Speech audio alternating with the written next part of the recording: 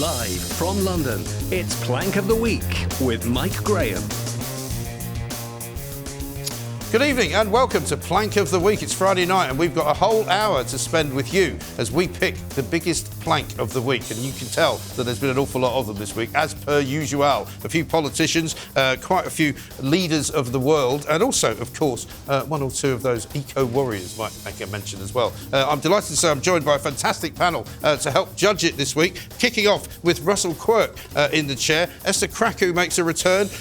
Allison as well, of course, and Candice Holdsworth is here as well. So welcome to all of you. This is what they're going to be playing for. It is, of course, the one and only plank of the week. And we're going to get right down to it. Russell Quirk's going to kick us off with somebody I think everyone will expect to be on this show. Well, they will, and surely the winner. I know you're the ultimate judge, the arbiter, but how can this not be the winner? Diane Abbott. Yes. This week. And I think she might actually be your first treble plank. Yes. On the basis that obviously has been well documented this week in the media.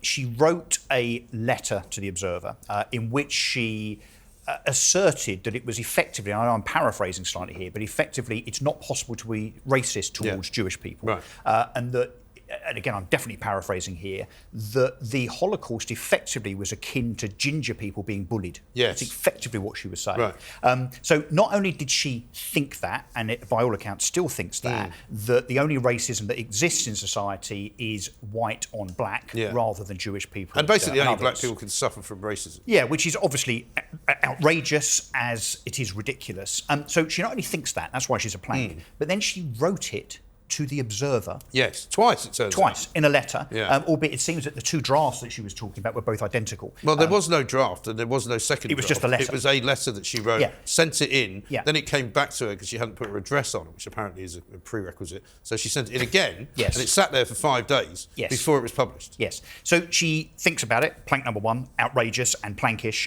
Secondly, actually reduces it to writing and sends it to a national newspaper. Bearing in mind all that's going on at the same time with the whole Dominic Robb thing, and I'll come back to that in a second. So that's the second thing. But then the third thing is that when she realises 24 hours later that there's this huge outpouring of anxiety and vitriol towards her, she then decides that it's going to be okay because she's going to distance herself from her own comments. Yes. I didn't know you could do that. I don't think you can do. But let's have a look, shall we, and see what Sir Keir Starmer had to say about his Labour colleague. Is what Diane Abbott wrote yesterday anti-Semitic or not? In my view, what she said was to be condemned. It was anti-Semitic. It's absolutely right that we acted as swiftly as we did. That's the change that you've seen in the Labour Party. But do I condemn what she said? I absolutely condemn what she said. Why is he standing in a corner shop from the 1950s? Yeah, I don't know. Maybe, is that his part-time job? I thought there was no jobs, no second jobs for politicians. I thought he'd be wearing one of those brown coats that they used to wear. Then, I mean, the other thing, of course, here is that the left, of course, and I know we expect this, and there's this kind of partisan approach by people of all parties, but the left, really incredibly, have now sought to defend Diane Abbott on the basis they're saying, well, she's apologised, so therefore it's okay. So you can be anti-Semitic, and she's withdrawn deny the Holocaust, and because she withdraws, say it's okay. Well, I don't see the same people talking about Dominic Robb in the same term. So if he were to apologise for being a bully, whether he is or not is another matter, then he should be restored as Deputy Prime Minister. So, I mean, there are a whole bunch of things allied to this story. Well, but the other thing is, and this is where you know the left have completely lost the plot. The Observer saw that letter, didn't think it was a story. Yes. They didn't even run it as a story. So it's so normal for them to see this point of view. And this has been said to happen a lot inside the Guardian building, that the leftists in there absolutely do not believe in anything in the Middle East apart from the Palestinian state. I do also, Mike, have a bit of a theory. I am not sure that the timing of this was particularly coincidental. I think Diane Abbott, bear in mind that there's no love lost at all between Corbyn and Abbott and that extreme left of the Labour Party and Starmer and others. Is it coincidence that she sends this letter at exactly the same time as the Raab thing is on the front pages? She effectively, with one letter, took Raab off the front pages and replaced the front pages with herself. I wonder if she did it to sabotage Starmer. I'm not sure she could do anything deliberately, to be honest. I don't think her thought process went that far. I think it was the second part of what she wrote that was particularly telling. Because in the first bit, which she was talking about, Jews and gypsies inevitably face discrimination, she said, but they weren't put at the back of the bus. And I just thought, do you think it's necessary at this point in time or ever to play sort of the oppression Olympics. Yeah, like it's some kind of league table. Of the 20th century. It's competition. Exactly, and for me, that's what makes me sad, because I just think she really has her priorities, messed up. Skewed. Other than the fact that she shouldn't even be talking about this because it's not relevant. No. But I don't know why say, she bothered. I mean, in the whole scheme of things, there's so much going on in the world that she felt the need to write this letter at this time That's what I'm to saying. a Sunday newspaper. Yeah. But you're she assuming that she's got basically some kind of convicted thought herself process which is in any way logical. It could be strategic. But she basically convicted herself of committing a thought crime. Yeah. She didn't say, I'm sorry for saying these. She said, I'm sorry that I sent in the wrong draft. Yeah. But it's like, but you think it. But that so wasn't she true basically either. got caught in a thought crime. But of course, And it's not the first time she's been a plank, because I've got some secret video that we had dear God. filmed earlier when she appeared before a Home Affairs Select Committee. Have a look at this. In this case, what would happen normally is that the Rescue Coordination Center would be the one. Sorry, just hold on a second. I think this. Just pause for a second so that we can actually hear you with the echo. Yeah, it's not an echo, it's Diane not an Abbott. echo, it's Diane Abbott Yeah. trying to break it through And I think using that some kind the- of Doctor Who inspired device. Yeah. By the sound It of looks it. like she was coming in with a potato. I know. Yeah. It was very odd looking that. Anyway, Esther, who's your first nominee? My first nomination is a corpse that doesn't seem to want to be a corpse. Right. It keeps coming back to life. It's like Frankenstein's experiment gone wrong. Very hard. Joe Biden. Joe Biden. President Biden. Who has announced that he's running again for re-election. Bear in mind, if he does win re-election and finishes his second term, he'll be 86 by the time he's done. There are 330 million people in America. I hope people are aware of this. Like there are There's a lot hundreds of of them. millions of people. Yeah. This is the You best don't- they can do, You right? don't have to re-elect a geriatric man. And I make the same point for Trump, because I think he will still be too old. I don't think saying that you should have Well, this is an the thing, age isn't it? limit or at least a competency test for Well, candidates. because it's not necessarily his age, a because high there are plenty bar. of people who are as old as Joe Biden who are much more together Well, than he is. absolutely. But I mean, when you say running for president, it's kind of not quite the right verb, dear is it? God, Because yeah. he's not really going to be running for president, because if we can see in a moment, he has trouble going up the stairs. Have a look at this. I mean, this is him getting onto Air Force One. This is from a while ago. He doesn't just trip once. He trips once, twice. I mean, Times, yeah. it's just ridiculous. But, Isn't and it? of course, that's not the first instance. Is it? No. It won't be the last. I mean, this has happened many, many, many times. And it really is unfortunate for him, because it's clear that he's not really in the sort of shape he should be in He's order not in to run possession the of all of his country. faculties, is he? Let's Well, be he honest. clearly isn't. He's clearly not. But the thing is, I think we also have to ask in terms of like logistics, like how many hours a day can this man actually work? Because Yeah. being a president isn't a 9-to-5 job. You have to, visit other diplomats Yeah. and all of that. You have a lot of work You to take do. phone actually. calls from people Exactly. at all hours of the day and night.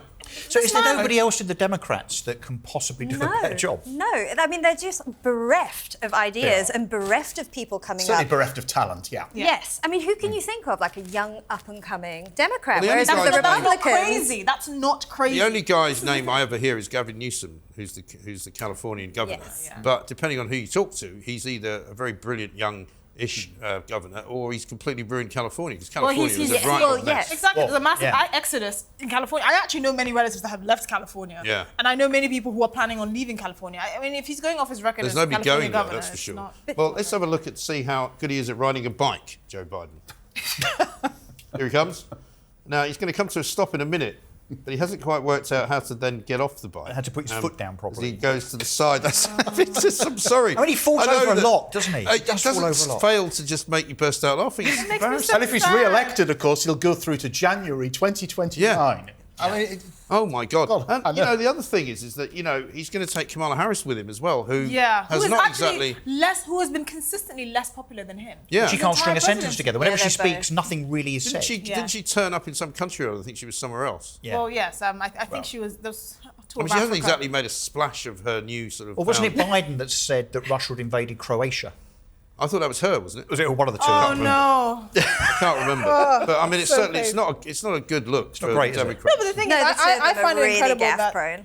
Sorry. No, I was saying the two of them are really gaff-prone, both Yeah. Kamala Harris Yeah. and Joe Biden. I mean, But- Joe Biden confused the All Blacks with the Black and Tans Yes. when he was in Ireland. Yes, we'd forgotten about But at that. least he's like 100 years old. What excuse does Kamala Harris have? She's technically the first black vice president, female. You know, she's supposed to be a groundbreaker, and she's consistently less popular than Joe Biden. Yeah. They actually keep her out of the spotlight because they like her less than they do Joe Biden. So I think it's an incredible feat. I mean, unless, of course, the ghost of Hillary Clinton comes back to haunt everybody. I mean, I can't imagine that she would be any more popular now than she was. Goodness. But, you know, you'd have to think if you were Hillary Clinton, if Biden's going to run, then surely she should run, shouldn't she? I think if I have to look at the scope of who is available and who's not as repulsive, I think the one person that could genuinely give the Republicans a run for their money is Michelle Obama. Actually, yeah, she would be good. She would be a real threat. Really good. She would be a big threat. Is America ready for a female president? But surely Mike's favourite, Meghan Markle, has got to be in the race. Oh my goodness! Surely, hasn't she? Well, she's got a new look going on at the moment, so I we'll wait and see what her next move is. And she wants her privacy. Why would she run for president if she's on her privacy tour? It's tour? not easy for them, though, because they went to a basketball game the other day and got noticed. I know. Can you imagine how awful Well, that she was? snubbed him, didn't she, with a kiss? Well, apparently. I don't know about that. No, she did it laughing. So it's like, don't kiss me. Anyway, so far, according to this, there is no mention of Harry and Meghan, so well done for getting that in. Always. Andrew, you've got your one next coming up, civil servants. Yes, civil servants are so stressed. All of them. All of them. We've got to feel so desperately sorry for them. Because although they're not going into the office anymore, they're working from home and they're getting emails and calls are all out. Never of the stops, day. apparently. It never ever stops. What, they have to work. And they're so desperate now that they have to go down to a 4-day week on full pay. Yeah, because now that they're working from home, you see, what they're explaining is that nobody ever leaves them alone, and they're always having to work, which I don't believe for a minute, right? Also, if you don't like working from home, it's a very simple solution. Go to the office. Go back to the office. Which is what Jacob Rees-Mogg was banging on about last year. I find the varying quality of civil servants actually quite astonishing. So you actually have very few good civil servants. I've been in kind of the profession for years, but that's very few of them. And then you have, the new crop of graduates that are into all sorts of things because they're young people and they don't know very much. And then you have this kind of middle bunch that are very complacent, that are trying to squeeze in as much free time as they possibly can, that are pushing to work from home more. Some of them want a better work-life balance. But I find it very ridiculous that we cannot run our civil service the way we'd run a company. But they because really there's are. so many things. But aren't they an embarrassment? So we've now got, and I'll come on to this, we've now got the civil service seemingly being obstructive where cabinet ministers... Yes, that's definitely happening. Which I'll come back to. Yeah. And the fact that they don't want to work. And the bill apparently for the civil service is about £450 million a year. Oh, easy, yeah. Yeah, it's doubled in the last 10 years. That's not including the generous pension. Yeah. Well, that's the thing, right? That gap is really opening up between the public and the private sector, especially with things like pension contributions, working practices, and of course, where does the biggest tax contribution come from? The private sector. But the thing is, the originally the plan was you offer these sort of public sector workers moderate pay but a good pension scheme to draw talent and to retain talent. That's what they used to say. But now they earn more. But now most of them are striking for more pay, so they'll probably be on par with private sector workers, and then they get generous benefits on the side. So it really skews the balance. If they do go to a 4-day week, Exactly. if they do go to a 4-day week, does that mean the next time they strike, they can only strike for 4 days, or do they strike for the whole week? I don't understand. I don't know. Is everything prorated? Well, it might. It's fine, but their money should certainly. Let's not forget this week as well. We had a sort of an extra. He's not technically a civil servant, but we kind of would call him that. The Bank of England's chief economist, Poison Pill, as I like to call him, Hugh Pill, who said basically, it's your own fault that you haven't got any money. You're all poor. Stop complaining about it. He's on 190 grand a year. Thank you very much indeed. That will do for me. I'm all right, Jack. It's not the Bank of England's fault, is it? I mean, their only job is to control inflation, and they said it was going to be about 2% last year. Which they've messed up. And it was about 10, 11%. Yeah, 5 times the amount. Carried on printing money. It is ridiculous. But the civil servants really are taking the mickey out of the government, because I spoke to a few people this week who were former civil servants who said, back in our day, it was a bit more conservative, but also the thing was you did what you were told. You didn't actually just go against government policy because you didn't agree with it. You were genuinely neutral. And I think they've lost all that. I just don't think they're neutral. I think there were better safeguards in place, because ultimately when you're working close to politicians, your job, there's a political element to it. And you have to, as much as you possibly can, kind of stave off your own bias to do your job. But now the expectation is you're actually praised for being a political activist even when it's not appropriate. And so you have these civil servants that have the benefit of the machine that protects them. Dare I venture, the clue is in the name, civil servants. Yeah. That's what they're supposed to be. They're supposed to be servants, which they're not, and they're supposed to be civil, which they're also not. So apart from that, it's going really well. Brilliant. We might talk about Dominic Robb later, but Candice, it's your first nomination. It looks a bit eco-warrior-like to me. Yes, so my first nomination is Extinction Rebellion, who've been in town, but apparently this year they're taking a bit of a different approach. They're apparently trying to be a bit more mild-mannered. Yes. Which I find really interesting because this week... this week in the Times, the founder of Extinction Rebellion, Roger Hallam, was interviewed. It was He's not happy, is he? No. So it was a really brilliant interview. It sort of laid bare his whole personality and his whole approach, because he's the one who came up with the idea of maximum disruption. Yeah. You know, he was going to just turn society upside down and bend them towards his will. And he's been pushed to the fringes of Extinction Rebellion now. But reading that interview... Sorry, Extinction Rebellion is rebelling. They've rebelled against him, basically, because it's had the exact opposite effect. Instead of people listening to him, people have rejected them, completely rejected them.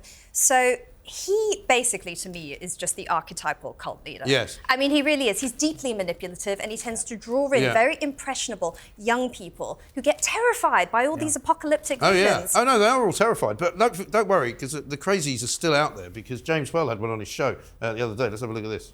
You're an idiot, mate. Remembered that I'm sorry, but that's not what I said. You are a complete and utter nutcase. No, you don't show any care at all. You don't listen to a bloody word anybody says that disagrees with you. Goodbye. That's James Well at his very best. I love Ash's expression as he's giving him and going over there. But there are still these people from Extinction Rebellion who, I mean, Julia Hartley-Brewer has them. I won't have them on just because it's a complete waste of time talking to them. Because all they want to do is talk over you. All they want to do is tell you what they believe to be the truth and nothing but the truth, that the world is going to end in about 5 years. And they'll brook no argument about it. Yes, and they'll keep telling you that science tells us that that's true, when it isn't. Yeah, they're a medieval end-of-days cult. I mean, they would not have been out of place in the Middle Ages, just whipping themselves and creating panic. That's the sort of people they are. Right. And I'm glad, though, that the public have not allowed themselves to be manipulated by these tactics and have shown them we will not tolerate this. I mean, luckily for Andrew, he doesn't come to London all that often, so you probably don't get them much up in your part of the world, do you? The old No, we don't get anything. Why don't they go and complain about the planet up in the north of England? Why are they always doing it in London? What did they do outside the Chinese embassy? Well, that would be a good idea. Yeah. I was making the point that I would love to see them going to spill milk in some sort of, Mahmoud's corner shop in Tottenham. And that would be brilliant. Oh my God, I would be so entertained. But sadly, we have also seen again this week. Did you see that clip on social media where Just Stop Oil were protesting? They did a slow march through Westminster, and a van driver got out and started to remonstrate with the Just Stop Oil protesters, took some of the banners out of their hands. And the police start to move. You think, oh, thank goodness for that. They're going to move the Just Stop Oil guys out of the way. What do? Go up to the guy, the driver, who's late for work, who's very politely almost, but passionately saying, look, I've got to get to work. Please get out of the way. And the police go and move him away. I know. And tell him that he's out of the way. It is staggering. But luckily, there is one man who's going to fight a single crusade against them. You'll never guess who it is, though. Have a look. They all come from the World Economic Forum, and you people are the work of the devil. You should stand up and you should be out of this temple. Leave this temple. Leave this temple.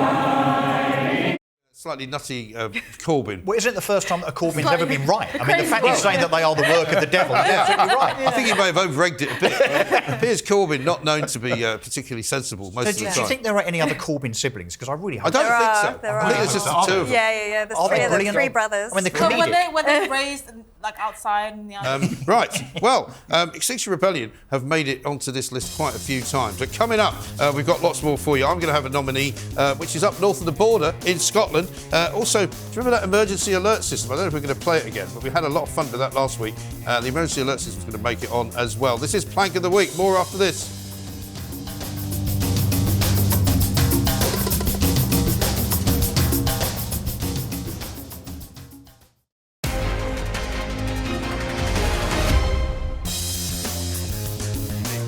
Point a finger at you.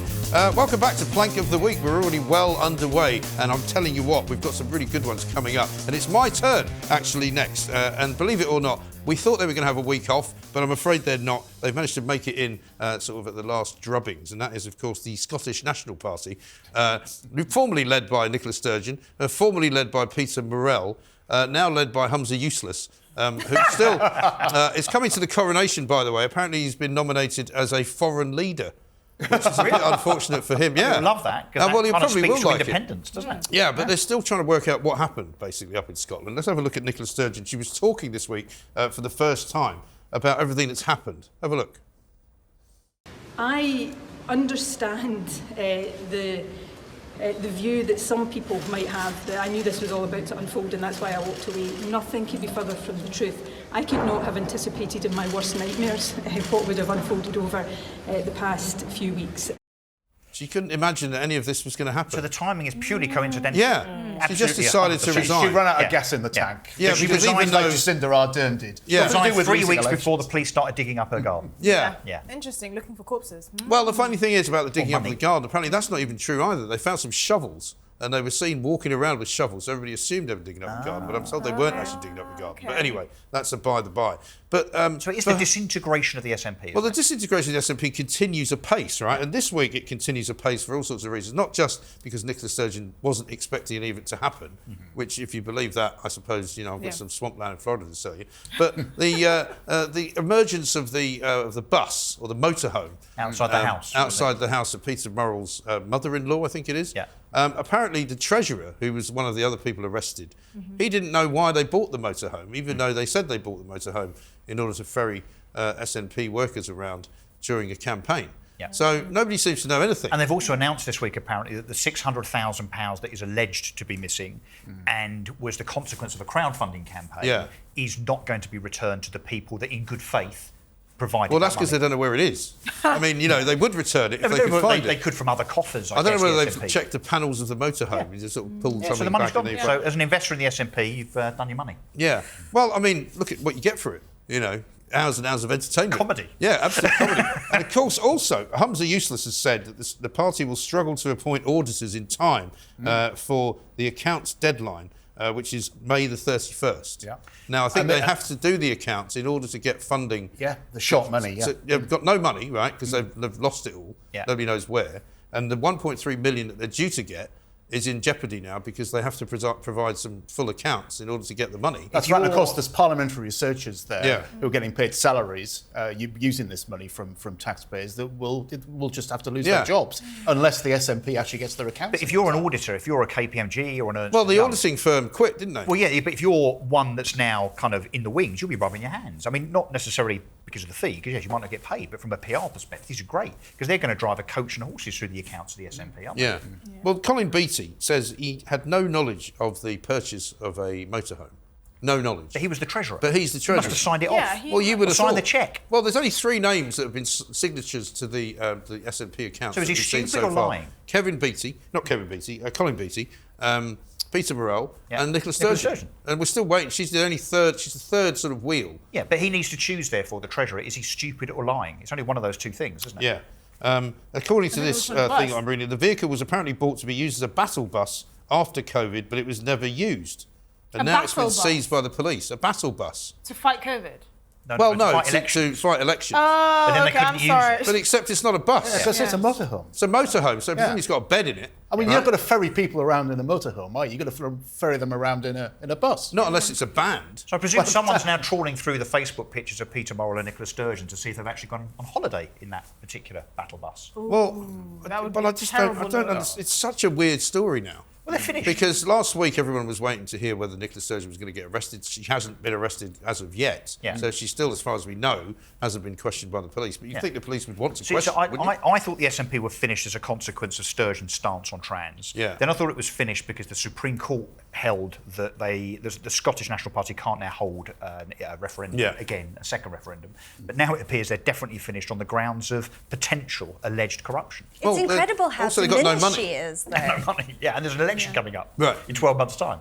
Sorry, Candice. It's incredible how diminished she seems. Yeah. I mean, she was on top of the world. Right. This is such a fall from I think grace. this is her distancing herself, isn't it? Even though she was the leader and takes ultimate responsibility. I didn't know anything. I still find it very difficult to believe that she had no idea that any of this was coming. And she's married to the chief executive. Do they not speak? Listen, some marriages are not all great and happy and rosy, but It might be your ideal... Maybe he sleeps in the motorhome on his own. You know, who can say? Anyway, on to the next victim. Russell, who's your name? Yeah, so Dominic Robb is my second nomination. So I'm surprised about this because is he sure it's Dominic Robb that's the plank? Well, I think Dominic Robb is the plank for resigning. Yeah. I think Or for saying he would resign. Yeah, he let Sunak off the hook because obviously Rishi Sunak should have fired him if he felt that passionately about the outcome of the report. The report, of course, let's remember, had 8 allegations of bullying, 2 were upheld. But the reason I think Robb was a plank to resign was he should have waited to be sacked to see if Sunak had the cojones, should we say, but also to see to stand his ground on the basis that the definition in terms of the terms of reference of that particular investigation were, for instance, that bullying can be characterised by, in inverted commas, behaviour likely to cause offence. Yeah. Now, for goodness sake, in business, in leadership, in politics, I'm afraid people get offended, right? That is how the world works. No one has the right not to be offended. So the fact that effectively he's been found guilty of offending a couple of people as a minister against, as we were saying earlier, the backdrop of a civil service that is incompetent, lazy, and frankly obstructive. And not there. Obstructive and not there. How do you bully somebody who's not there? That's a good point. That's a good point. So I think Rob was crazy. I think he should have stood his ground and said to Sunak, no, I'm not going anywhere. I've done nothing wrong. Yeah. And frankly, and look, this is where I think Dominic Cummings, we remember him from a year or two ago, where he said, we need a root and branch reorganisation of the civil service because they're holding the country to ransom on the basis... He's gone very quiet lately, Dominic. Well, he had, but look, the Conservative Party are doing his work for him, I suppose. So I think Rob had the right idea in terms of, should we call it robust management, discipline, boundaries. Right.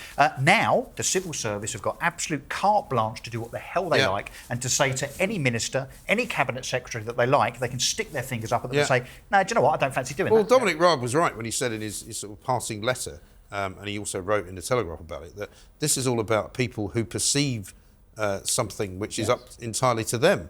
You know, if you've said something that upsets me, and I think you've upset me, apparently that's bullying. Well, it depends where your bar is, right? Well, exactly. But he says it's very low, and I think he's right, isn't he? I mean, Angela Rayner did an interview with the BBC where she was talking about he didn't acknowledge the trauma that he put the civil service through. And I'm just like, trauma is quite hyperbolic. But also, we have to remember that if you're a civil servant and you're complaining about harassment or bullying from someone in the cabinet, you have the entirety of the civil bureaucracy behind you, and you have anonymity. I don't think people realise how easy it is. And I'm not saying whether he did or didn't bully them. It doesn't appear to be that serious, does it? They have a lot of resources behind them. And you're just a minister. You don't have any of that protection. He raised his voice, he banged the table once, and apparently he told a particular civil servant that was woeful that they were woeful. And that he said, that's not what I asked you to do. So if as a manager, as a leader, you can't do that in any organisation, you might as well go home. Yeah, exactly. He didn't shout, he didn't swear, he didn't throw tomatoes at people, he wasn't being abusive, but he did say that he was intimidating. Well, you know, Dominic Robb could well be intimidating, but he's also, or at least was, a minister who had extremely high standards and expected officials to have high standards. All the people that criticise him, of course, say, Candice, I don't know what you think of this, that he was, you know, people said, oh, but he's got very high standards and he's fighting for the right thing to do. And everyone says, well, hang on a minute, he hasn't been that great at anything that he's done. So is that really right? Is he really a man that stands up for high standards? Yeah, that's the thing. You can be a really tough boss, but if people think they're going to do their best work with you, they'll stick by you. They'll respect you. Like, look at Steve Jobs. He was known for being incredibly difficult, but people stuck with him because they knew he was good. And so perhaps Dominic Robb was just a bit mediocre. I don't know. Well, I know those maybe he was blocked. Maybe he was blocked by the civil service, which is why he wasn't given a chance. Those departments are known for being quite dysfunctional. So it's the Ministry of Justice and the Home Office. They're basket cases and people don't want to go there. No. So I think if you're going to be there, you need to be someone who's really effective. But to Andrew's point, don't we think that bosses need to be a little bit robust and a little bit intimidating? They have to have some kind of an aura of respect, surely, rather than being effectively counsellors and, you know, those that are kind of tasked with making sure you're But I think this is part of the problem with the civil service, the public sector now, is that they're organisations which are set up not for people to lead, but for people to complain about inside them, and to make sure that they've got lots of yoga lessons going on, and there's some oat milk in the honestly, canteen, Mark, I think so you don't just have to drink. It's cow's genuinely, milk, I'm genuinely fearful of democracy now. If we've got unelected, unaccountable civil servants calling the shots so visibly, and they will do that more now because of the Robb situation, I think we're in a really bad place. I think he shouldn't have said that he would resign if he was found guilty of bullying, because that is incredibly subjective. Let that be a lesson to him. Well, exactly, and I Never think offer when to resign. you get so brazen that you often forget the potential of what could happen. Exactly right. That was most certainly a mistake, but I mean, my fear now is the same as yours, I think, Russell, is that they'll just go straight after Suella Braverman. Yeah. They'll think, they'll never stop. We've got rid of Robb. Who do we not like? We don't like Robb. They did it with Williamson, they did it with Pretty Patel. Yeah. Well, listen, and I'm going to do it with you in a minute because you're going on too long. Esther Krakue, what's your next nomination? The emergency alert system. Did of you guys course. get it? You've got to love it. Well, I switched all my stuff off, right? Really? Oh, because you knew you were going to get it? I didn't want to get it. I'm not interested in getting an emergency alarm for no reason. I actually put a tweet out which said, this is an alarm that we haven't asked for. It's not for any reason, and when you get it, you're not supposed to do anything. Yeah. Brilliant. 100%. It's a sort of great allegory for this government, isn't it? And what did it cost? 20 million quid? Well, 20 million quid apparently. Didn't work. What was it for? Well, it was a practice run. Oh, here we go. Although we tried it out last week, and we had a completely wrong noise for it. This is also the wrong noise, but never mind. So in my house, one of the people in my place got no alert at 3 o'clock, got one alert at 7 minutes past 3, and then another alert came in on the same phone at 20 past 3, and the other person got one at sort of 17 minutes past 3. So AM? No, in the afternoon, but like 20 minutes late. So if it was a 20-minute warning for a bomb attack, you'd be dead, basically. And everyone on the 3... And 10 million people didn't get it. And 10 million people didn't get it. If you're on the 3 network, you didn't get it at all. Yeah. So there's a great tweet that somebody put out saying, I guess if you're on the 3 network, you're just going to be dead. There's no hope for you. I think there was a police, there was a police officer or something that tweeted something about it saying, by the way, the apocalypse is over, you can all go back, carry on. Because they found it genuinely funny as well. And obviously the fact that it didn't work for a sixth of the population is not great. Well, it's not really. And also, nobody really understands when they're going to use it because they haven't said. And to do what? There's no bomb shelters you can go what do you call an emergency? But it's this creeping nanny state, isn't it? That's what it's about. Scary. And it's about also knowing where you are. On it. Well, it's also about knowing where you are because it only if, for example, I don't know, the River Thames floods because the Thames barrier breaks down or something. It'll only message you if you're in London. But don't forget, it wasn't that long ago when we were getting emergency warnings from politicians, Sadiq Khan and others. If there was 4 millimetres of snow, there was an emergency warning. When it got a bit hot, you remember when it was about 25, Well, they 26 do this other degrees thing, don't they, centigrade? where they declare a state of emergency. Yes. It just feels like we lurch from crisis to crisis, and this gives them even more of an opportunity. I don't know if I'm being paranoid, but it just felt so Pavlovian to me. I don't like having something on my phone that makes a sound and I have to react to it. It's like, the government's like, do something. Just not yet. As we've explained before, if you need help with it, we can show you how to disable the alarm, so don't worry about that. Coming up, though, we're going to go to a seat of learning, of higher education, believe it or not. And also, we'll be talking a bit about the coronation, which is not very far away. In fact, it's only just about a week away. This is, of course, Plank of the Week.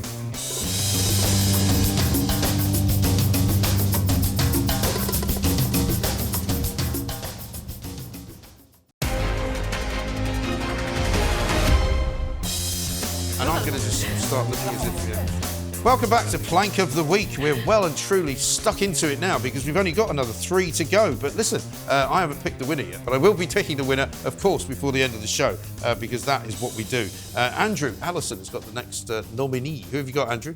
Well, it's at Oxford University. More specifically, the university's LGBTQ plus society, and I'm really pleased I got that out without cocking it up. I mean, you missed out the I. Isn't there an I in there? Well, you can have LGBTQIA. Well, they add a letter every week, I think. But they do. It's called alphabet soup. But anyway, they're trying to prevent Kathleen Stock, who used to be working as a lecturer at the University of Sussex. And she got kicked out. Yeah, she was forced out in 2011. It's because she believes in old-fashioned... Was it that long ago? Not 2011, sorry, 2021. I was going to say, I lost 10 years there on my life. That was 10 years that went quick. No, I mean, she was forced out then. It's because she has traditional views. Like, she believes that a woman doesn't have a penis. Yeah, shocking. Controversial. She believes in things like that a straight man who identifies as a woman can't be called a lesbian. You know, just sort of straightforward things like that. Stuff like that. But this society are trying to force her, trying to deplatform her, for turning up at Oxford. Oh, but she's supposed to go and speak. But they're going to have a battle with the Feminist Society. So I am with the Feminist Society, which is something I never thought I would ever say. Yeah. Well, I mean, the feminists now seem to be the least extreme people they're the in voice the of entire reason. world. Which is horrifying. Yeah, we used to kind of go, oh, it's the bra burning brigade again. You don't really listen to them. But in fact, the bra burning brigade now are eminently sensible. Yes, the new down-to-earth feminism, actually. Yeah. That actually appeals to women properly. Right. And all kinds Which of is women. where we come back to Keir Starmer's problem, because Keir Starmer coming out this week to say that, wouldn't it be a good idea if we started teaching boys in school to respect women? Everybody went, well, hang on a minute, you have to tell us what one is first. You know, how can you possibly start teaching boys to respect women when you can't tell us what one is? Exactly, that's quite exactly. uncomfortable. I mean, it's objectionable in and of itself that, you know, you're demonising boys and making out like there's something wrong with them. But then I just feel sorry for teenagers anyway. This must be such a confusing time to be growing up in. Oh, it must be, yeah. But back to Andrew's point, I thought that the government had announced recently that they were going to stop universities deplatforming and cancelling people. Well, that is in the freedom of speech higher education bill. They also said they were that gonna has stop been the votes. watered down. That's been watered down in the House of Lords. But that bill has been watered down in the House of Lords. And the government immediately accepted it. So I don't think it's going to be much use. Why do we even need a bill? Like, why should the government have to tell universities that stop producing lower quality graduates by making sure they're not exposed to things that they find uncomfortable? Stop only listening to one side of an argument. Exactly. I mean, I cannot... Listen, I don't have a problem with the universities deplatforming. You lose a lot of your funding. You lose, I don't know, you go down 10 ranking sort of positions. You negatively impact your university. And if you can stomach it, fine, then just deplatform whoever you like. I think there should be real consequences, like monetary consequences, as opposed to us forcing them to say, oh, yeah, we're inclusive because the government created this bill. Well, you see, these universities have maybe a dozen equality, diversity and inclusion officers, but they won't spend a penny on promoting free speech. No. Not a penny. Well, I mean, I'm not surprised, unfortunately, because when she was fired from, or she was forced out, more like it, from Sussex University, I mean, I would have thought she'd never get near any university in this country again, because that's now the kind of toxic nature, isn't it, of higher education. You can't go to any university, really, in this country and expect to be listened to if you have those views, which is so ridiculous. You can do mea culpas, you can sort of kneel at the altar of wokeness, but they still won't forgive you. I mean, because that's it. Once you're out, you're out. I mean, these are the people that think J.K. Rowling's some kind of mad extremist. Yeah. You know? Yes. I mean, it's just ludicrous what we've now become. So, is she working anywhere at the moment, Catherine? I don't think so. Right. But I mean, they've and all effectively she's here. ended her career, haven't they? Well, they effectively have. Although she is fighting back, and she is due to speak, as I say, at the Oxford Union. So they want to hear her views. So she should come here. Well, she should. Yeah. Maybe she should. Yeah. Give her a show. TalkTV. Well, I'm organising a conference later this year, and I want her as well. I mean, you know, we should give her a platform, shouldn't we? Yeah, She's absolutely. tough. She's fought a hard battle, and she's won a lot of and it it as really well. is very unpleasant, you know. And we've It seen is. the kind of the very extreme nature of some of the trans lobbies, you know, particularly in other countries where they're actually physically attacking people. I mean, we saw what happened to Kelly. What's her name? Kelly J. who went down. Kelly J. Keane, who went down to New Zealand. And was sort of ridiculed roundly for having to run away. But she literally was warned by the police, you should get out of here because you're going to get hurt. Yes, well, it was the same with that female And effectively swimmer. by other men. Yes, it's like That's the becoming... bit that's weird. It's becoming acceptable. That's when you can attack women, and you can do it in that context, and it's okay. Have we also seen the commercial consequences? So you see this week, I think it was, that was it Bud Light? Yeah. Have had to acknowledge that the market cap of their business has reduced by something like $3 billion. It was billions, billions and billions of dollars as a consequence of their brand advocate being a trans person. Yeah. And they fired the head of marketing that actually did that sponsorship. Yeah, I think it's $6 billion actually. Well, what's the? I know it's a well-worn saying, but go broke, right? Yeah. It's literally true. Yeah. But you know the thing is, women have caused this, right? Because Bud Light. Women have caused this because Bud Light, which is a primarily sort of male-dominated kind of marketing space, I suppose. I don't know any men that drink Bud Light. But it's American beer. You're not usually targeting that. No, but even in America, I don't know any men that drink Bud Light. Exactly. But the thing is, when they had the backlash from Bud Light, they stopped this. They fired the VP of marketing. They got rid of Dylan Mulvaney. You know, this has been happening for mainly female-dominated brands for years. And women haven't said anything. She, they, whatever. Still also promoting Nike sports bras. Well, that'll be the next Nike, business makeup, that sees its market that. drop. All the predominantly feminine sort of products, right, have been dominated effectively by these queer men and trans women, i.e. biological men, and women haven't said anything. The reason why it's gone so far is because women have sat back. Women haven't watched these men come into our sports. Because women the have narrative watched has these men been... infiltrate our spaces Yeah. and shelter. Because the narrative has been, well, what are you bothered about? Why are you bothered? And then people go, oh, I'm not bothered. And then now this happens. Yeah. But anyway, let's go. You're next, I think, Candice. Yes. With something to do with the coronation. Yes, so it was some advice from the government to the public about the coronation. Really painfully obvious advice. Yeah. Telling people, if it's raining, bring an umbrella. Wow. If it's hot, wear sunscreen. Make sure you wear comfortable shoes. Yes. I mean, it's Maybe they amazing. could give us an alert on our phone. The coronation's on. You know, very patronising pat on the head. Here, you silly children. I mean, it's been going on for a while now. I think local councils have also been telling people that they need to risk assess their picnics for the coronation. And don't people have to apply to have a street party as well? Yes. You have to actually formally do it as opposed to just putting some tables out. What, and apply having to the council? Yeah. And what is the council going to do? Well, I think they're going to grant you the access because did this not happen in the Jubilee where they refused a couple of places to have a street party on the grounds that they couldn't have bunting up because it was a fire risk or something, or it might come down and trip people up on the Presumably street. none of the civil servants are at work, so they're not actually going to grant. But they've managed to draft this in 21 pages of instruction, haven't they? They It's are 21 such pages. Killjoys. I mean, how do you risk assess a picnic? What exactly are the risks Well, that need to be managed? Well, you can't have any sharp objects, obviously, so you can take the knives and forks out. You're allowed a couple of plastic spoons. Should we try and list a few things that could go good luck wrong? cutting the cheese with that. Food poisoning, bears, bee stings. And they're saying, I mean, I know it's not going to be very warm, it's probably going to be cold, but they're saying you can't have a barbecue, aren't they? I know. When did the government become our mothers? I know. It's so. Well, when they stopped being a patronising. conservative government, Esther. Well, I don't think this is just conservative governments. I mean, now Keir Starmer thinks, you know what's really lacking? Parenting. I'm going to teach parents how to parent their sons properly by including these lessons in schools on how men should talk to women. Who the hell do you think you are? You don't even know what a woman is. Yeah. Why would anyone go to Keir Starmer and ask him for parenting advice? We're turning into China, aren't we, slowly? Well, I mean, if they remember, I mean, you guys are probably too young to remember it, but I mean, growing up in the 70s, as I did, I mean, we were doing dangerous things all the time. Constantly. There's all that stuff on social media, riding on your mate's handlebars, going out to 10 we o'clock drove at night. across Europe in a car with no seatbelts in it. It really was. There weren't any. I mean, it wasn't like put your seatbelt on. What did you tape yourself to the seat? Well, we used to go camping, right? So we'd cover the back of the seats with all the camping gear, and so it was effectively like a sort of double bed. So my sister and I would just kind of sleep. I slept through most of Europe.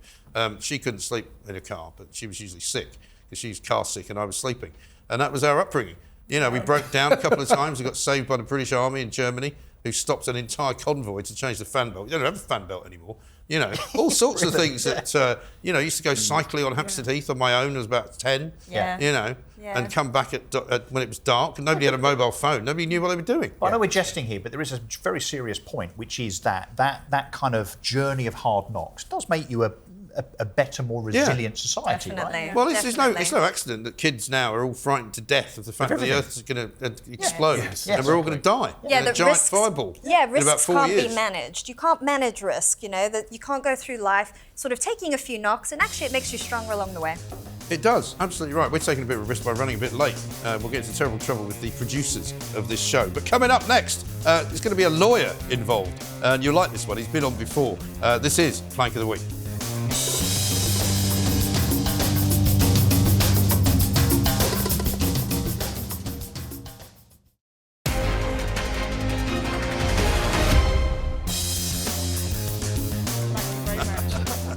Welcome back to Plank of the Week. We are entering the final furlong, ladies and gentlemen. Don't forget, coming up after this is Friday night with Nadine Dorris, and a whole host of great guests coming up just after this show finishes. But before we finish it, of course, we have to pick the winner. But we also have one more nominee coming from me, and it's our old mate, Jolyon Morm, or Jolyon Moron, as I like to call him, who is a barrister, of course, of this parish. A man who I don't think I've ever come across a more kind of ridiculous individual. He's a barrister by trade. I'm not quite sure what kind of law he absolutely does practice, but I think it's got something to do with mortgages.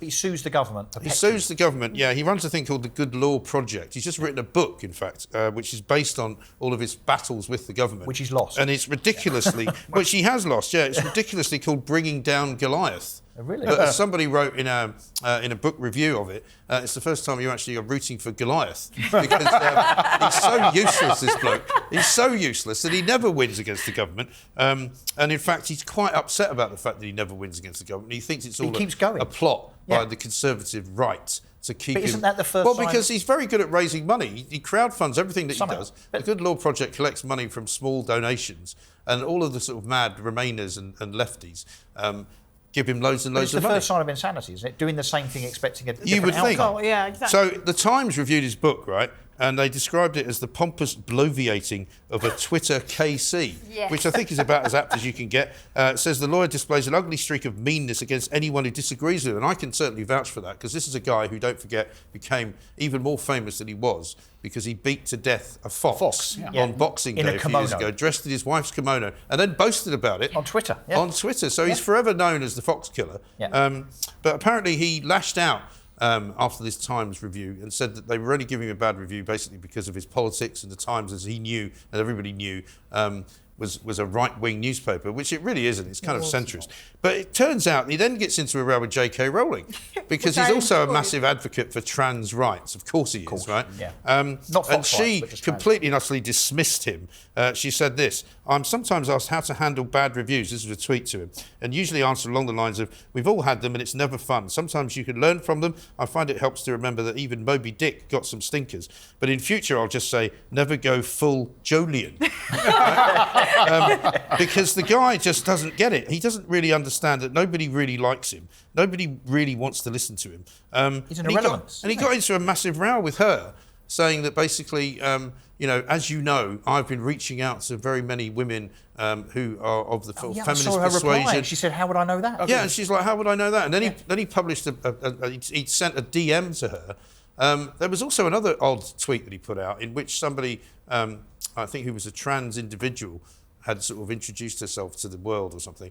And Jolien had sent a little message saying, "I may slide into your DMs later," which is all a bit creepy. And everyone's kind of going... J.K. Rowling go on lose another court case? We need a good laugh. Well, she did say that. Fantastic. She did say that. Why don't you just go and lose another court case because we do need a good laugh? So I bet you're suing her now, is he? Well, he's threatened to sue me before. I mean, he claimed that I'd libelled him in some way. And then he blocked me because he doesn't understand that the laws are libel either. So, I mean, the guy just is a complete and utter idiot. He's been on Plank of the Week before. I don't think he's quite important enough to win it this week. He's but a pretty worthy man. But I mean, he just doesn't stop. He also came out, did he not, the other day and said, along with 119 other lawyers, that they would not any longer represent anyone who worked for an oil or gas company. Oh, he's one of He's one of those. Oh, yeah, signees. Even though that breaches the lawyer covenant. Yeah. It's like being a doctor and saying, "I'm not going to treat a Tory." You know, it's not... some of them probably do say that. Well, some of them probably do say that. But anyway, so Jolien Wall makes it into the list for the top 10 this week. And he still loses because he's not good enough to even be a And that's the thing. It's probably the biggest insult of all if you are nominated as one of the planks, he's a not plank to win it. and a loser. And a loser. Absolutely right. Because there can only be one winner, I think, this week, can't there? I think so. I'm afraid. Can I make my case, Mike? No. Well, you've only got about 10 seconds, so you better hurry. This is the first corpse. What, for that Biden? That would ever we can't win know. Plank of the Week. Well, that's impossible to do. Can't happen. So I'm going to have to give it to Russell Quirk because... You never said they have to be alive. They do have to be alive. Diane Abbott, and in control of all of their faculties as well. Although that might... But there we are. So Diane Abbott wins it. Well done to you. Thank you very much indeed to Russell Quirk, to Esther Krakue, to Andrew Allison, and to Candice Holdsworth as well. Here's what they've won. It is, of course, the one and only Plank of the Week. We'll be back next week. But coming next, it's Nadine Dorries, Friday night with Nadine. We'll see you very, very soon. Good night.